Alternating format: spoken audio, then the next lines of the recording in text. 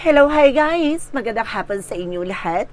This is Rodriguez Mamasagari Channel, a faith healer, o Zamatar reader. So ngayong hapon na to, tingin natin nagsabihin sa iyo ng ating mga gabay. So this is a monthly gabay for the month of December 2024 for the sign of Taurus. So Taurus, welcome sa my channel. Ano kayang messages, advices, and spirit guides ang ating masasaga for today's video? Kanino kayang energy or kaganapan sa buhay ng mga Taurus signs ang ating mga hagilap? So guys, this reading is a journey din lamang, hindi lahat makaka-resonate. Kunin lamang po ang makaka-relate sa inyo and comment down below kung kaninong energy ang ating nasaga. And guys, don't forget to like and subscribe my channel and hit the notification bell for more videos update. And guys, maraming salamat po sa mga walang sawang pag-support sa aking channel. Lalo-lalo na ang hindi nag-i-skip ng ads na way pagpalain kayo ng Diyos at may kapal, siksik-liglig nag-uumapaw na biyayang manumbalik sa inyo. So let's see guys, what is the messages advice sa iyo ng ating angel spirit for the sign of Taurus? And let's see and watch this.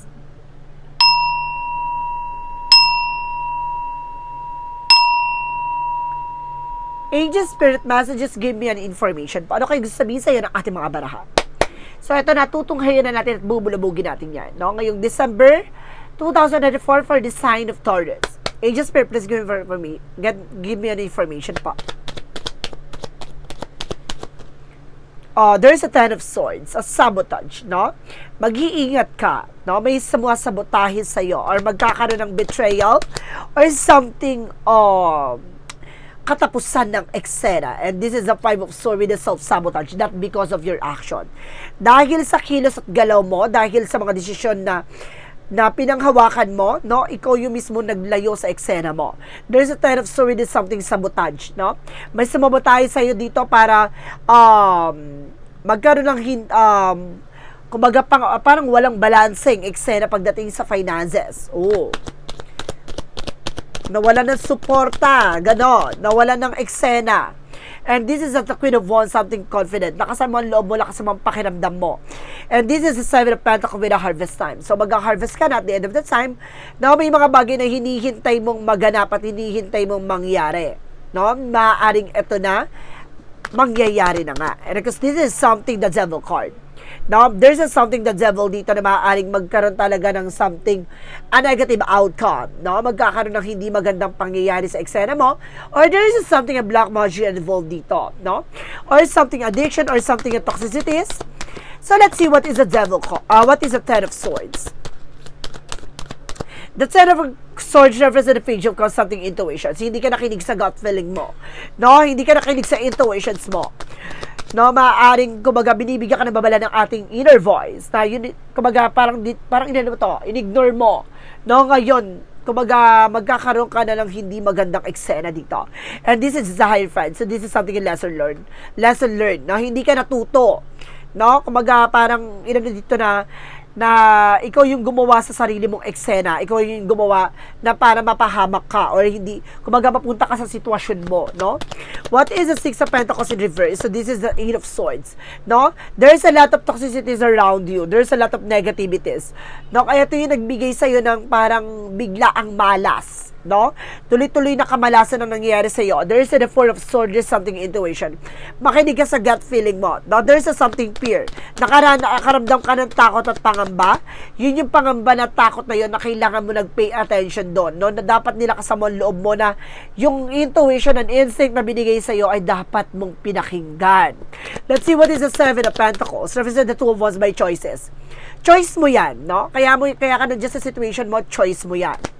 No, ikaw yung pipili ng tadhana mo, ikaw yung pipili ng kapalaran mo.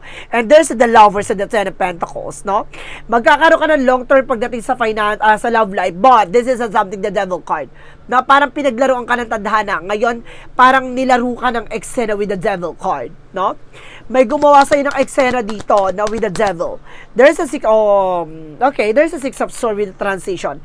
At makakaalis ka sa sitwasyon mo. What is the Five of Swords equals the Hierophant? So, represent the Chariot card. You need to take an action for this. No, kung nagkaroon ka na ng gut feeling, nagkaroon ka na ng parang insect, na itong pagdadaanan mo, itong mangyayari na to ay maaaring maulit-ulit. Oh, ganon. Kailangan madala ka na. So, this is a 6 of Pentacles in reverse and the 8 of Swords. There's a 5 of Pentacles. See, makakaranas ka ng kalugbukan, paghihirap, no? Kailangan mo matutunan at malaman yung mga binibigay mensahe sa'yo ng ating gabay na you need to pay attention. Dahil, yung sa paligid mo or something na may mga bagay na hindi ka pa nakikita dito na maaaring makita mo sa mga susunod na eksena na magdudulot sa iyo ng bigla ang kahirapan. Pero kasi sinasabi dito, there's an Ace of Cups, so something a love offer, no? Nagkakaroon ka dito ng something an offer with a love, a new beginning. Pero kasi sinasabi dito with the Moon card, with the truth reveal. Lalabas ang katotohanan dito, no? Malalantad ang mga bagay na dapat ay malantad na. Let's see what is the Devil card because the 10 of Pentacles and because the Lovers. Now, this is the Nine of Swords with the Success Driven, no? Magkakaroon ka ng mga biglaang pagbabago.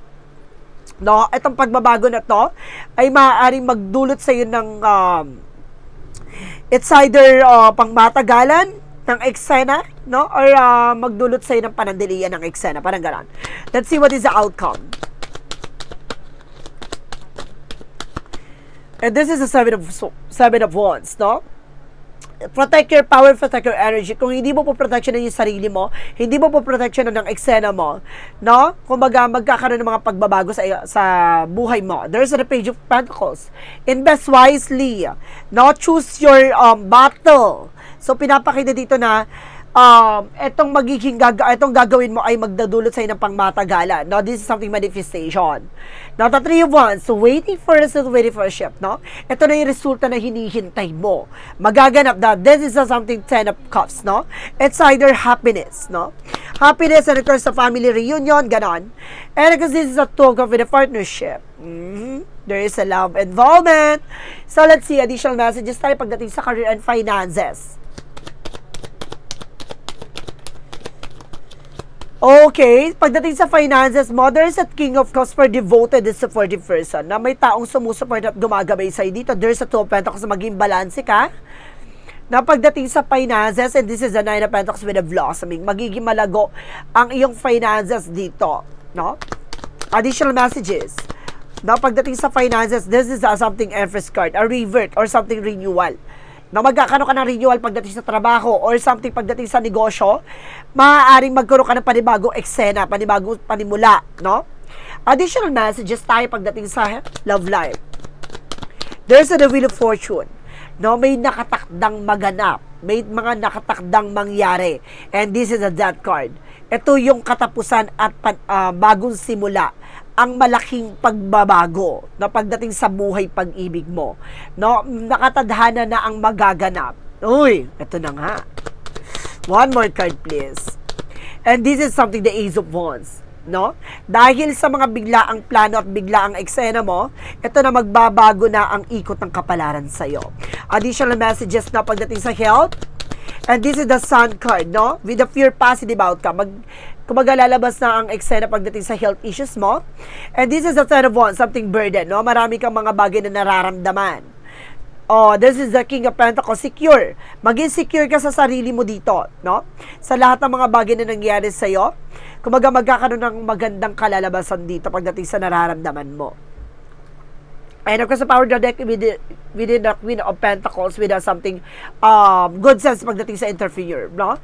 Magaling kang humawak ng finances o yung person mo, no? So, let's see. What is additional messages tayo with synchronicities?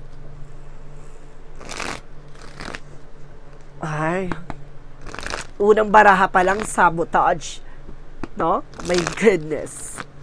Is it? And because for synchronicity, so this is something success, no? May success na magaganap dito. And there's a delays, na makakaranas ka ng delays. And there's something loss. Oh my God! Parang there's something triple energy. No, may delay na mangyayari, may magsasuccess ba?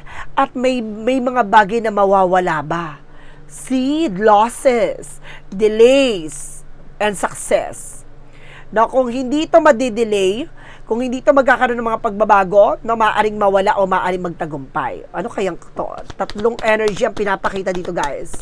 And this is a journey. Magkakaroon ka ng journey, and there's a faith, no? Dahil sa pananampalataya at tiwala mo, and there's a silence, no? Para maging tahimik ka sa lahat ng mga giging plano mo. Oh my God. A lot of energy dito, guys. Let's see what is the magical fairy messages.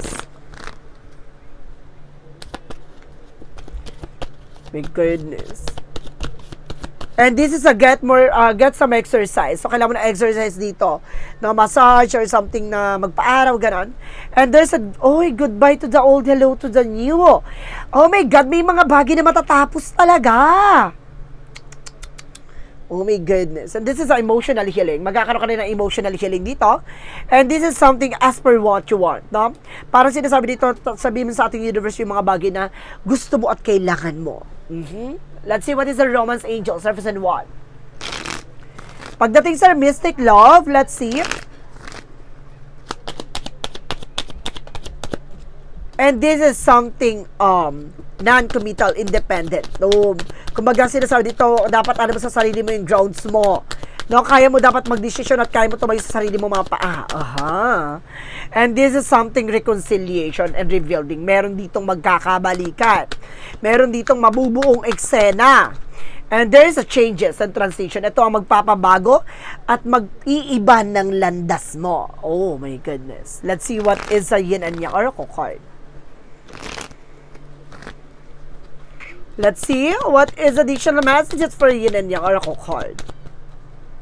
Self-worth, no? Kumbaga, sinasabi dito, dapat alam mo sa sarili mo yung grounds mo, yung halaga mo, and there's a reflections. Dahil lahat ng mga bagay na gagawin mo, magre-reflect yan dahil sa actions mo. And this is something, a celebration, no? Magkakaroon ng mga celebration, and of course, abundance coming in for you.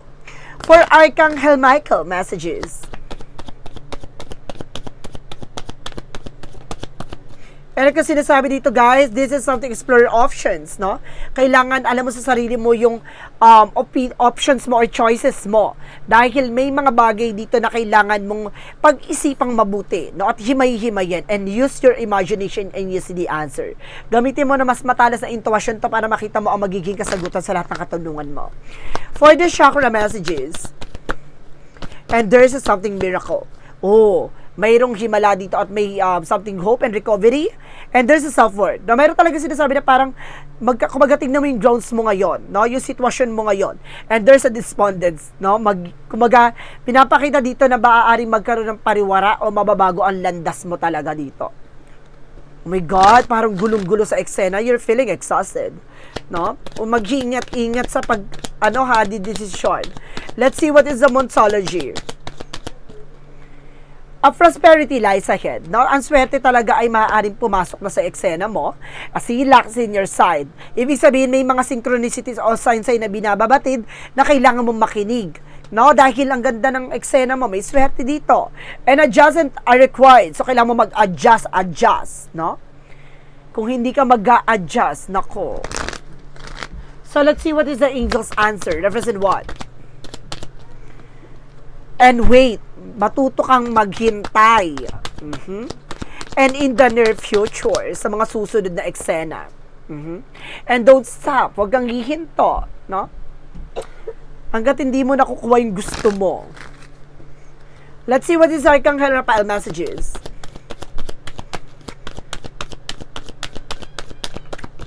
Archangel Raphael messages is hydrations. No? Kailangan mo ng more water dito, guys. And because this is something, avoid allergens. No? Umiwas ka sa mga allergies sa'yo. No? May lumalabas na mga allergies sa'yo dito, guys. Umiwas ka po. No? And dapat mo more water ka. So, let's see what is the romance angels. Pagdating sa buhay pag-ibig, ano ang magaganap sa eksena mo? You deserve love. Deserve mong mahalin. And unrequited love. Oh, so sorry. Meron ditong parang nawala ng chemistry at nawala ng gana sa isa't isa. And there is something a new love coming in for you. May bagong pag-ibig na papasok na magpapatibok sa pihikang puso mo. Ganon. Additional messages. And there's a fielder, no? Mayroong ditong parang pinapalakas ka dito. Or kailangan mo maging malakas. And there's a something music, no? Mahilig ka sa mga music, guys. And there's a writing. This is something inspired, no? For something, learning or knowledge, no? May mga bagay na kailangan mo matutunan pa. So, let's see what is additional messages with an angel spirit. Angel spirit, please give information po. Okay, so there's a dancing, a movement, no? Meron talagang something, a movement. Kailangan mong kumilos-kulos, gumalaw-galaw dito, guys. This is something perseverance. No, konting tiyaga pa. Konting tiyaga pa. And there's an autumn with a harvest time. Nag-harvest ka rin dito at the end of that time. No? So, let's see what is the energy represent what. For the energy represent appreciation. That marunong ka mag-appreciate ng mga bagay-bagay. There's an anxieties. No? Nagkakaroon ka ng anxieties dito, guys. Sleepless nights, no? And I guess this is something action. Meron talagang action, guys. Kanina movement, ngayon action. There's something action, no? Additional messages with an angel spirit. And I guess this is something of acceptance, no? May mga bagay na unti-unti mo nang matatanggap, no? And discipline. Magkaroon ka ng disiplina sa sarili mo. And this is adversity, no? Kung may mga challenges dito, ay may mga bagay kang kailangan matutunan dyan. And this is something regret, no? Magkakaroon ka ng something disappointment or pagsisisi at panghihinayang. Oh, na hindi mo na mababalik ang nakaraan. So, let's see what is additional messages. And because this is something a breath of the cosmos, may will, I will, micromanaging the universe. No, may mga bagay na napapanahon, may mga bagay na mangyayari na sa takdang panahon. And loosen your grip. Let God in. Hayaan mo ang ating Panginoon na magdikta at magbigay sa iyo ng opportunities na yon. And the golden children, so there's something rare gift, no? Kumaga may mga bagay na binigay sa iyo na iba sa binigay sa iba, no? Kumaga may opportunity yung bibigay sa iyo na nakakaiba na walang katulad, ganon. And this is something first, don't follow, no? Kumbaga sinasabi dito, kumbaga, wag mong sundin, no? Yung mga bagay-bagay na tumatakbo sa utak at isipan mo. Kung ito yung mga bagay na makakasama sa'yo, ganon. So, let's see what is additional messages with an angel spirit. For Jesus' loving quote said, oh my God, there's 3 cards. According to your faith, be into you. So, depende sa pananampalataya at tiwala mo ang ibibigay sa iyo ng ating Panginoon. And this is something, have faith in God. So, there's something faith dito, guys, no? Kumbaga, kung nagtitiwala ka sa ating Panginoon or mayroon kang pagtitiwala dito. And this is something, all things whatsoever you ask in your prayer, believing you shall receive. So, lahat ng mga bagay daw na pinagdarasal mo ay maaaring ipagkaloob at matanggap mo ayon sa kalooban ng Diyos, no? And this is something forgive and you shall forgiven, no? Kailangan mo magpatawad at ikay papatawarin sa kung ano man yung mga kasalanan ang nagawa mo, no? So, let's see what is the angel's number represent what? Represent, oh my God, there's a 000 by limitless, no? Meron ditong parang hindi limitado or walang limitado. Finish line is here and success and victory, no? And surrender. Sinasabi, it serves as a timely reminder that anything can be accomplished if you can dream it. There is no reason you can make it into reality. If something in the possession of another person, it is also available to you. So try to remain calm. What meant for you won't you pass by. Let go of tension, relax, no? Kapag alam mo sa sarili mo na parang nagaano ka, no? Parang nagiging ano ka dito, aggressive ka, no? Kailangan mo maging kalmado kasi magkakamali ka. Kailangan mo mag-relax at kumalma. Huwag kang magdidesisyon ng bigla-bigla dahil lalagapak ka dito, no? Masasaktan ka lamang. So, let's see what is additional messages with an angel spirit.